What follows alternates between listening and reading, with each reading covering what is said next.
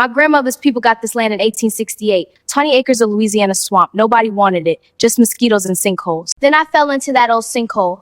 Came up covered in something thick and black. Oil, war oil, billions of dollars of it. Last chance, Mary. $500,000. Walk away. Funny thing about America, when the land had only weeds and water, it was all mine.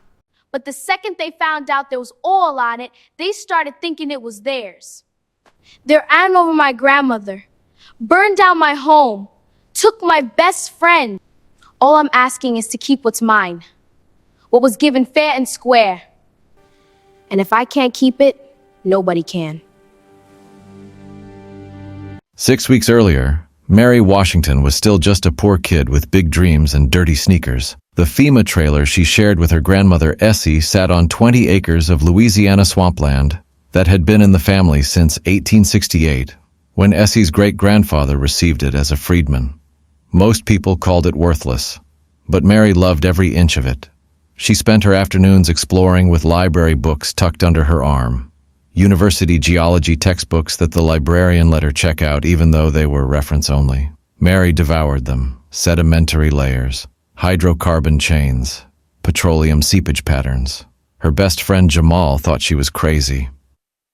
You know college costs like $100,000, right?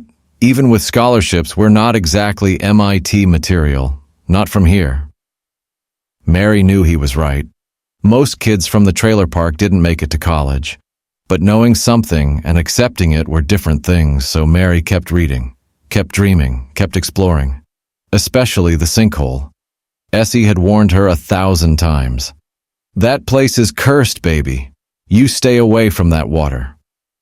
But Mary wasn't afraid of curses. She was afraid of staying poor forever. That Saturday, Mary grabbed her sample kit, old jars and a rusty trowel, and headed for the forbidden sinkhole. The earth around it was soft, dark, different. She knelt at the edge, digging when the ground gave way. She plunged into cold darkness. Water rushed into her mouth. She kicked, broke the surface, gasping. But the water was wrong. Thick, viscous, clinging to her skin. Mary stood chest deep and looked at her hands. Black, completely black. The smell hit her, sharp, chemical, unmistakable. Her textbooks flashed through her mind. Crude oil, petroleum seepage, deep reservoirs. She started laughing. The sound echoed across the swamp as she waded to shore, oil streaming off her braids, her clothes, her skin. That's how Essie found her, standing in the clearing, covered head to toe in crude, grinning like she'd won the lottery. Child, what in God's name? Graham. Mary held up her oil-slicked hands.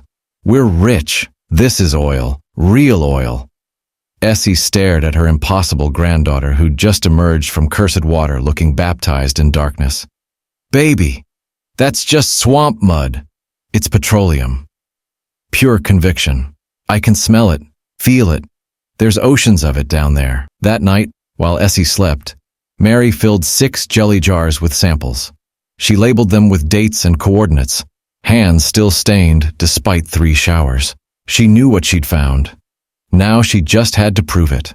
Mary spent 3 nights hunched over the library's public computer, searching for someone who would take her seriously. Most of the LSU geology professors were old white men whose faculty photos screamed, "No time for children." But then she found Dr. Elena Cross, one of the only black women geologists in Louisiana, according to her bio. Published researcher, petroleum specialist, someone who might understand. Mary crafted the email carefully, lying about her age but not about the samples. She signed it, M. Washington, independent researcher, and hit send before she could second-guess herself. Elena responded within 2 days. Meet me at Mel's Diner off Highway 90. Bring the samples. Saturday, 2 p.m. Mary told Essie she was studying at Jamal's house. The diner was half empty when Mary walked in, clutching a plastic bag with 6 jelly jars. Elena sat in a corner booth, dressed professionally, early 40s, with natural hair and sharp eyes that tracked Mary from the door to the table. You're Mr. Washington? Elena's voice carried skepticism. Yes, ma'am. Mary slid into the booth. How old are you? 12. Elena closed her laptop with more force than necessary. You've got to be kidding me. I canceled lab work for this. Please.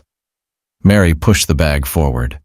Just test them. If I'm wrong, you never have to see me again. Something in Mary's voice, desperation mixed with absolute conviction, made Elena pause. She pulled out one jar, unscrewed the lid, and sniffed. Her expression shifted. She held it up to the light, watched how it moved. Where exactly did you get this? A sinkhole on my grandmother's property, near Bayou Sorrel. Elena pulled out a small field testing kit from her bag. Mary watched her work in silence. pH strips, density tests, viscosity measurements. Each test made Elena's face more serious. Finally, Elena looked up. Mary, she set the jar down carefully. This is West Texas Intermediate Crude, premium grade, high viscosity, low sulfur content. She paused. And based on your depth readings and the seepage pattern, baby, you could be sitting on one of the largest untapped reserves in the Gulf region. We're talking hundreds of millions of barrels, potentially billions of dollars. Mary's hands shook. So I was right. You were right. But Elena's excitement was already fading, replaced by something that looked like fear. She reached across the table and gripped Mary's hands. Listen to me very carefully. The moment you file a mineral rights claim, you become a target. I've seen this happen before. What do you mean? Big companies, billion-dollar corporations. They use lawyers, politicians, even violence to take land from people who can't fight back. Elena's grip tightened. You're a black child in rural Louisiana. You need protection, real lawyers, security, maybe even media attention, before you go public with this. Do you understand what I'm saying? Mary thought about the property tax bill sitting on Essie's counter. 30 days until the deadline. I understand. No, I don't think you do. Elena's voice dropped. People have been killed for less than what you're sitting on. Promise me you won't rush into this. Promise me you'll be smart. I promise. Elena released her hands, but the fear didn't leave her eyes. She wrote down her personal number on a napkin. Call me before you do anything. Anything, okay? Mary nodded and took the napkin, but she was 12, and she didn't truly understand what target meant yet. She would learn soon enough. The property tax bill gave Mary 23 days. Elena's warning gave her nightmares, but poverty gave her no choice. Graham, we have to file the claim, Mary said on Monday morning, showing Essie the paperwork she'd printed at the library. If we don't pay the taxes, the parish takes the land anyway. At least this way we have a chance. Essie looked at her granddaughter, this brilliant, stubborn child who'd emerged from a cursed sinkhole covered in black gold, and saw her own mother's fire. The same fire that had kept their family alive through Jim Crow, through poverty, through everything designed to break them. All right, baby, we'll do it your way. The Napoleonville Parish Courthouse smelled like old paper and broken promises. The clerk, a middle-aged white woman with reading glasses on a chain, barely glanced at Mary's mineral rights claim before stamping it. That'll be $15 filing fee. Mary counted out the bills carefully. Money she'd saved from odd jobs, from returning cans, from tutoring younger kids. The clerk filed the paperwork without even reading it. Walking out, Mary felt invincible. She'd done it, made it official. The land was hers, and now the oil was too. The feeling lasted exactly 48 hours. Mary was doing homework Tuesday afternoon when she heard the engine. Not the usual beat-up trucks that navigated the dirt road to their trailer park, but something expensive. Quiet. Predatory. The black Escalade looked like it belonged in a dealership commercial, not parked in front of their FEMA trailer. Out stepped a man in a suit that probably cost more than Essie's monthly disability check. Polished shoes that had never seen mud. A smile that didn't touch his eyes. Essie met him at the door.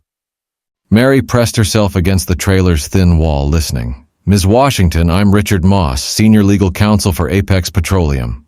His voice was smooth, practiced. I represent certain interests in this region, and we noticed you filed a mineral rights claim. We'd like to make you an offer. He was inside now. Mary heard papers sliding across their tiny kitchen table. $75,000, cash, fair market value for the property. Mary had spent hours online researching oil reserve values. If Elena was right, hundreds of millions of barrels, this land could be worth $500 million, maybe more. She stepped into the kitchen. No. Moss looked at her like she was a stain on his expensive briefcase. Excuse me? We're not selling. Little girl, I don't think you understand business. This is a very generous offer for swampland. Mary met his eyes without blinking. I understand that you drove 4 hours to offer us money for land you just called worthless swampland. That means you already know what's under it. So no, sir. We're not selling. The smile disappeared. Moss stood slowly, gathering his papers with deliberate precision. When he spoke again, his voice was ice. People who don't know their place tend to lose everything they have. Their homes, their families, everything. He paused at the door. I would hate to see that happen to you and your grandmother. The Escalade's taillights disappeared into dusk. Mary tried to convince herself it was just a negotiation tactic, just business. Then she woke up at 2 a.m. to Essie screaming. The trailer's exterior was covered in spray paint, dripping red letters visible even in darkness. Sell or lose it all. Mary stood in the doorway, still in her pajamas, and understood for the first time what Elena had meant by target. The war had begun. Councilman Roy Dufresne showed up 3 days after the spray paint. Driving a parish vehicle like this was official business. He was local, born and raised in Napoleonville, third-generation politician, the kind of man who smiled while he stabbed you. Ms. Washington, I heard about the vandalism. Terrible thing. He sat on their steps uninvited, wiping imaginary dust from his slacks. You know, this parish depends on good relationships with our business partners. Companies like Apex bring jobs, tax revenue. It'd be a shame if folks making waves found themselves having administrative troubles. What kind of troubles? Essie's voice was steel. Well, disability benefits require annual review, medical documentation. Sometimes paperwork gets lost, you understand. Delays can stretch months. His smile never wavered. Just something to consider. Mary stood behind her grandmother, phone in hand, recording. Dufresne noticed. Smart kid. But recordings don't mean much without context, do they? He stood, straightened his tie. Think about that offer. It won't stay on the table forever. Mary saved the video with shaking hands, sent copies to 3 different email accounts. She was learning. 1 week after refusing Moss's offer, Essie left for the post office to mail her prescription refill request. It was a 20-minute walk she'd made 1,000 times. Mary was at the library when Jamal's mom called. The words didn't make sense at first. Hospital, hit and run, critical condition. Mary ran the 2 miles to St. Elizabeth's, her breath coming in gasps that tasted like fear. Essie was alive. Broken hip, fractured ribs, severe head trauma, unconscious. The sheriff was there, taking statements, his face arranged in practiced sympathy. Tragic accident. Driver probably panicked. We'll find him. But Mary had already talked to the witness, Mrs. Chen from the corner store. She pulled Mary aside in the waiting room, whispering like the walls had ears. That truck was parked near your trailer for 30 minutes before your grandmother left, engine running. When she walked past, it followed her. Didn't speed up until the last second. Never even tried to brake, baby. I saw it. Mary walked outside and threw up in the hospital landscaping. Back inside, the sheriff was explaining how these things happened. Rural roads, poor visibility, probably someone drunk or texting. Mary forced herself to listen, to nod, to play the grieving child. Then she pulled up the news on her phone. The truck had been reported stolen that morning. Found burned out on an abandoned farm road an hour after it hit Essie. No prints, no DNA, nothing. No skid marks at the scene. The sheriff's report said so himself. Mary sat beside Essie's hospital bed that night, holding her grandmother's hand. There was still oil under Mary's fingernails from checking the sinkhole that morning, from collecting more samples, from believing this was about science and discovery and changing their lives. She'd been so stupid. They weren't trying to buy the land anymore. They were trying to eliminate the owners, and they'd nearly succeeded. Essie's breathing was shallow, mechanical. Monitors beeped in the darkness. Mary squeezed her hand gently. "I'm not selling, Graham," she whispered. "I'm not backing down. But I'm not doing this alone anymore." She pulled out her phone and called Elena. "They just tried to kill my grandmother." The war had escalated, and Mary Washington was done playing defense. Jamal showed up at the hospital the night Essie woke up, carrying a backpack full of equipment Mary didn't recognize. "I'm helping," he said, not asking permission.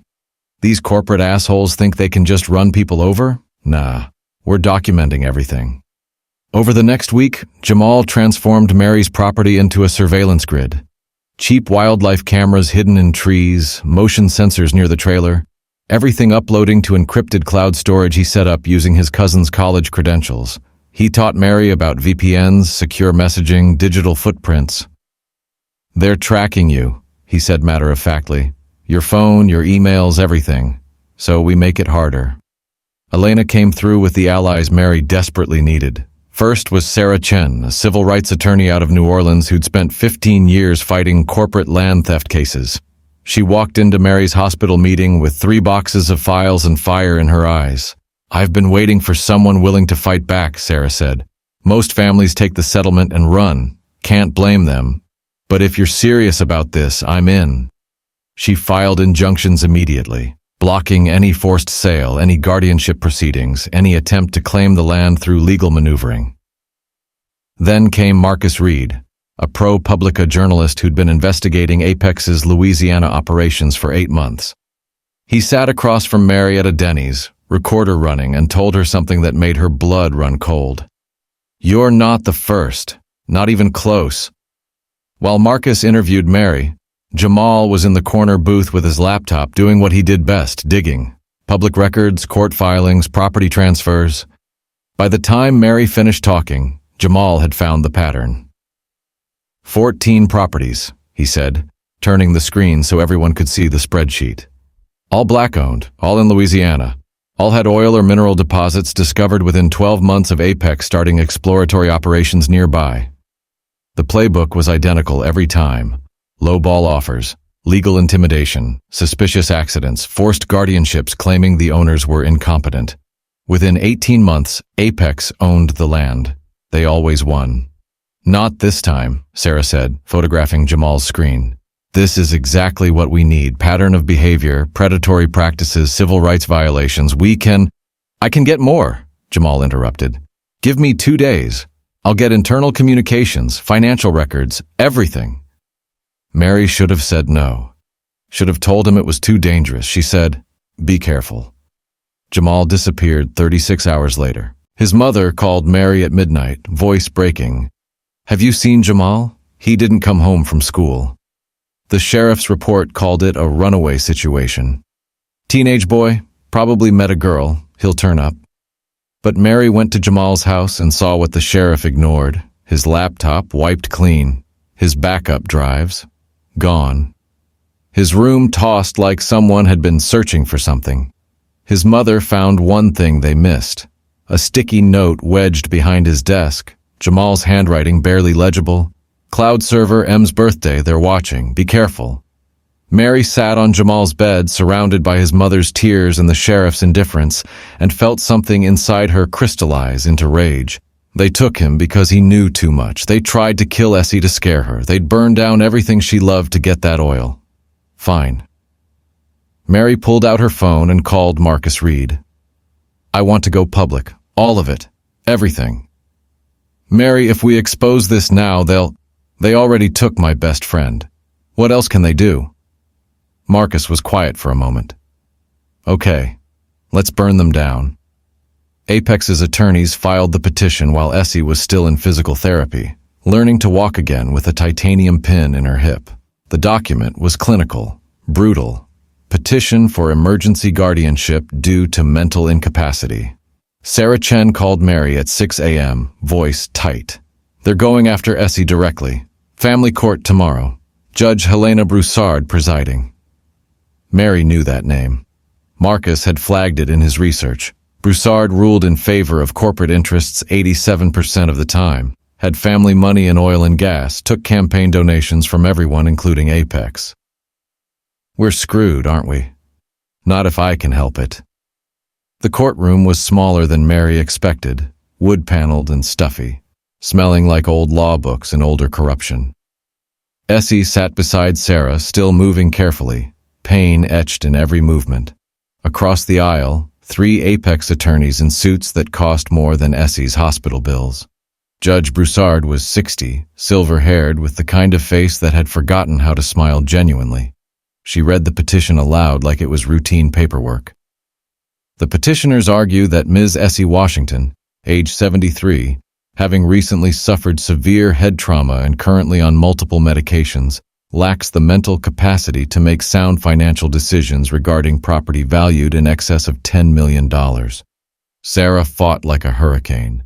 Medical records showing Essie's cognitive function was perfect. Character witnesses, expert testimony. She was brilliant, relentless, making arguments so airtight they should have won. Broussard listened with the expression of someone who'd already decided. While I appreciate Ms. Washington's recovery, the court must prioritize her protection and the responsible management of such significant assets. I'm appointing a temporary guardian to oversee Ms. Washington's affairs, including but not limited to property decisions, until such time as she demonstrates full capacity. Sarah shot to her feet. Your Honor, this is... The guardian will be Mr. Charles Beaumont, attorney at law. Mary's stomach dropped. She'd seen that name in Jamal's research. Beaumont had represented Apex in 4 previous land acquisitions. He was on their payroll. Your Honor, Mr. Beaumont has direct financial ties to Apex Petroleum. This is a clear conflict of... Your objection is noted and overruled. Mr. Beaumont is a respected member of the bar with no criminal record. The appointment stands. Broussard looked at Mary for the first time. Young lady, do you understand this ruling? Mary stood up. Sarah tried to pull her down, but Mary shook her off. I understand that you're stealing our land using laws made to keep us powerless. Her voice carried across the courtroom, clear and cold. I understand that you're bought and paid for. But I also understand that I'm recording every word of this and the world's gonna know exactly who you are. She held up her phone, red recording light visible. Broussard's face went purple. Bailiff, confiscate that device. I'm holding this child in contempt of court. Don't touch her.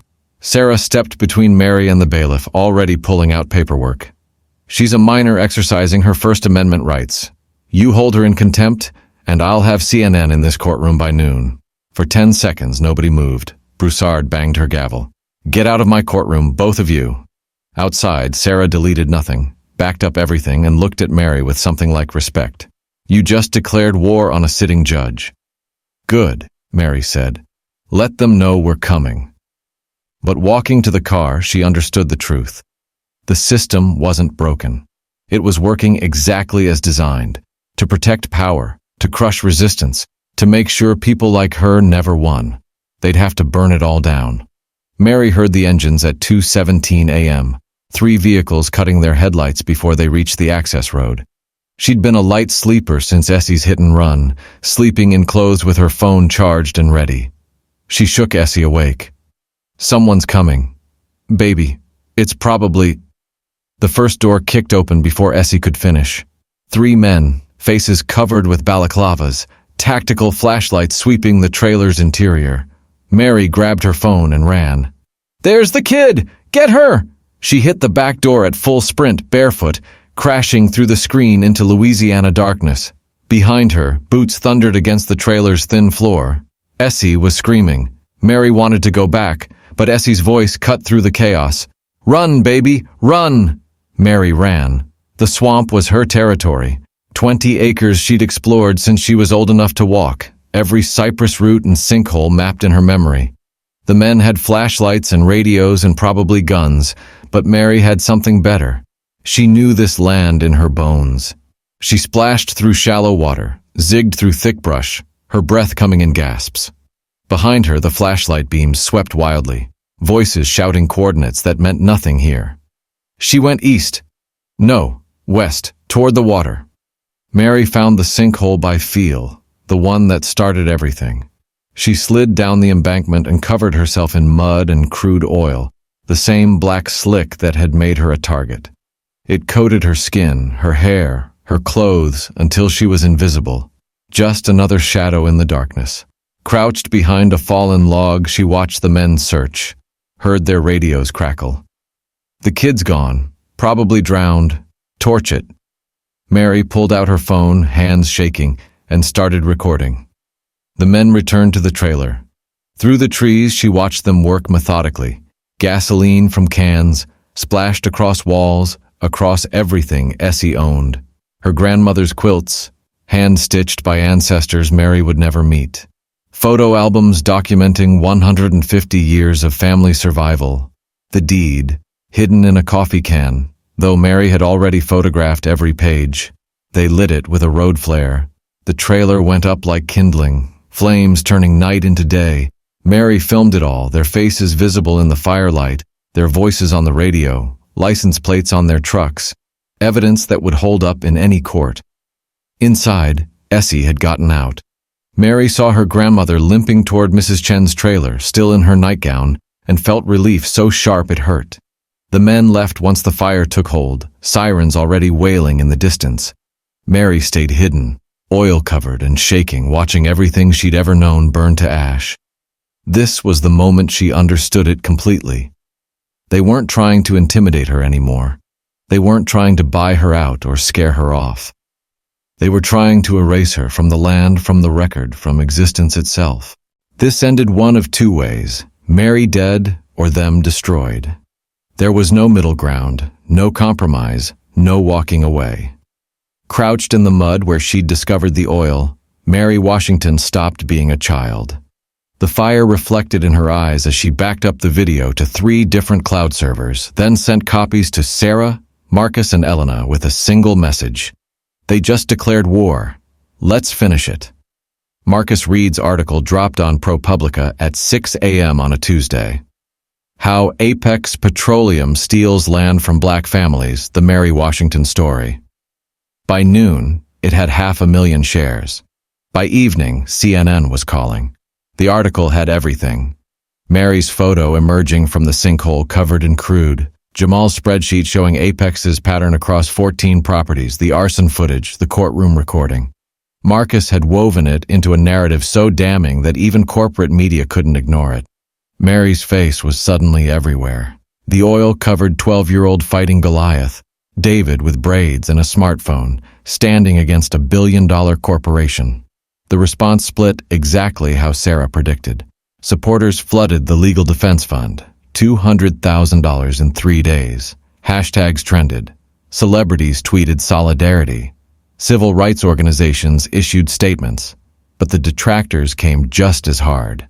Fox News ran segments questioning the story's legitimacy. Online trolls called Mary a crisis actor. Conservative pundits suggested she was being manipulated by opportunistic lawyers with an agenda.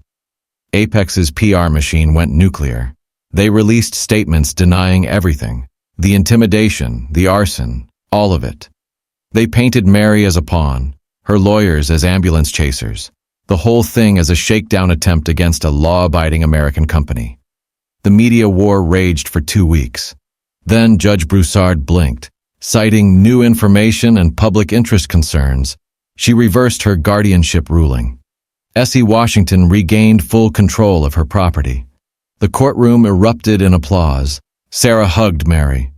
Marcus was already writing the follow-up piece. It felt like victory. Sarah pulled Mary aside that night, her expression destroying the celebration before it could start. "We have a problem." In Sarah's office, surrounded by case files, the attorney explained what Charles Beaumont had done during his 9 days as guardian. He'd signed exploratory drilling contracts with Apex, standard procedure for managing valuable assets, he'd claimed. But the contracts had a clause buried in Section 14, subsection C. In the event of commercial oil discovery, property ownership transfers at an 80-20 split, with Apex Petroleum retaining majority stake and operational control. "They can't do that," Mary said, but she already heard the truth in Sarah's silence. "It's legally binding. Beaumont had full authority as guardian, and the contract was filed and notarized before Broussard reversed her ruling." Mary stared at the documents. They'd won the media war and lost the actual war. Apex would drill, discover the oil Mary had already found, and legally steal 80% of it. It was a trap, and they'd walked right into it. There has to be a way to... Sarah's phone rang. She answered, face going pale, then handed it to Mary. It's the hospital. They found Jamal. Mary ran every red light getting there. Jamal was alive, beaten, bruised, 2 cracked ribs, but alive. His mother sobbed in the corner while Mary held her best friend's hand. His lip was split, one eye swollen shut, but he managed to whisper, "Warehouse. Had me in some warehouse. Kept asking about the files, the backups." He squeezed her hand. "Didn't tell them about the cloud server. Everything's still there." "You did good, Jay. You did so good." But his eyes were terrified. "Mary, you have to stop. Sell the land. Take what you can get. Run." "I can't. They're going to kill you." Tears streamed down his broken face. "Next time they won't stop a kidnapping. Please."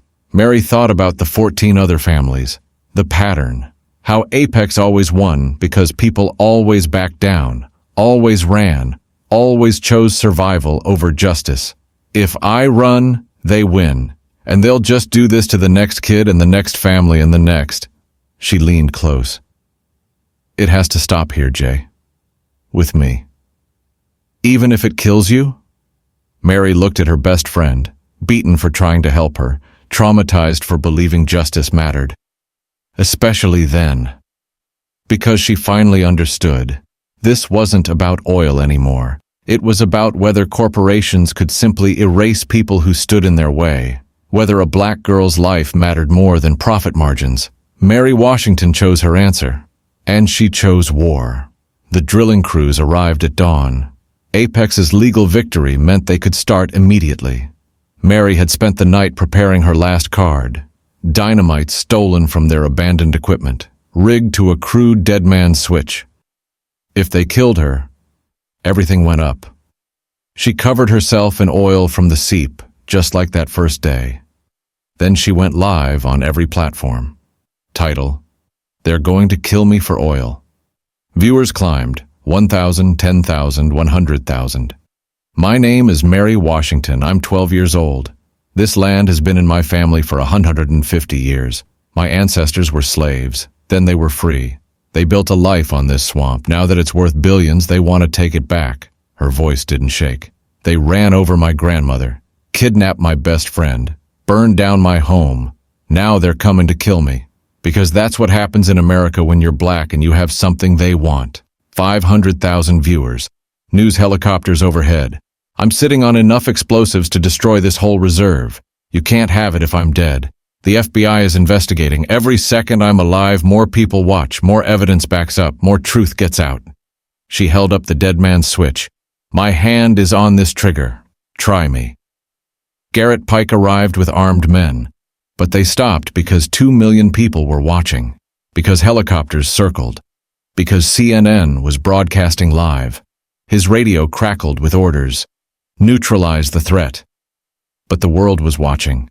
Somewhere, Pike's daughter was watching her father decide whether to murder a child for oil. He lowered his weapon. "Stand down. It's over." FBI arrived minutes later. They arrested Pike, Dufresne, Broussard. Apex executives were brought in across 5 states. Sarah Chen voided the fraudulent contract on camera. In the chaos, someone stumbled near the sinkhole. A small explosion. Accidental. But instead of destroying the reserve, it released the pressure. Oil erupted from the ground in a massive gusher. Black gold shooting 50 feet into the air, raining down on everything. On everyone. On Mary standing at ground zero. She spread her arms wide, covered in crude, laughing and crying at once. The image, broadcast live to 4 million viewers, became iconic. The oil-covered girl who refused to disappear. 6 months later, Mary Washington stood at a podium in a nice dress, hands still oil-stained from that morning. The Mary Washington Foundation protects black landowners, funds legal defense against corporate theft, and provides educational opportunities. Essie stood beside her with a cane, strong. The settlement. $400 million. Oil revenue. Hundreds of millions more. Jamal, healing, was the foundation's first scholarship recipient. Full ride to MIT. After the press conference, Mary returned to the sinkhole. She sat at the edge and dropped a $1 bill into the oil-dark water. They thought the oil made the land valuable, she whispered. But the land was always valuable. The oil just made them finally see it. It almost killed me. But it taught me. The only thing more powerful than their greed is a black girl who refuses to disappear. Mary Washington, 13, stood and walked home. The land stayed in black hands forever. If you enjoy this story, do well to hit the like button and subscribe to this channel to get more interesting stories like this. Thanks for watching. Share your thoughts in the comments and see you in my next story. Have a blessed day.